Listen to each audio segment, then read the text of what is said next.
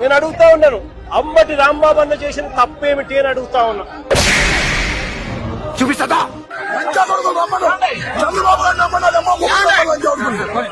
విడుదల రజనమ్మ చేసిన తప్పేమిటి అని అడుగుతా ఉన్నా.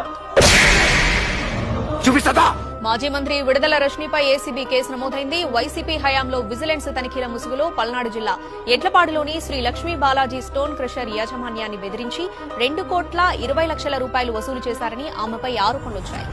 జోగి రమేష్ చేసిన తప్పేమిటి అని అడుగుతా ఉన్నా. చూపిస్తా నకిలీ మద్యం కేసులో జోగి రమేష్ ఆయన సోదరుడికి కోర్టు ఈ నెల 13 వరకు రిమాండ్ విధించింది. నకిలీ మద్యం తయారీతో జోగి రమేష్ ఆయన సోదరుడు జోగి రాము తీవ్ర ఆర్థిక నేరానికి పాల్పడ్డారని సిట్ అధికారులు కోర్టుకు నివేదించారు. ఆకాని గోవర్ధన్ అన్న చేసిన తప్పేమిటి అని అడుగుతా ఉన్నా. చూపిస్తా కనుగూరు చెరువులో మట్టి తవ్వి లేఅవుట్లకు విక్రయించడంపై నమోదైన కేసులో నెల్లూరు న్యాయస్థానం కాకానికి జులై 11 వరకు రిమాండ్ విధించింది. ఇప్పటికే ఆయన నెల్లూరు కేంద్ర కారాగారంలో రిమాండ్ ఖైదీగా ఉన్నారు.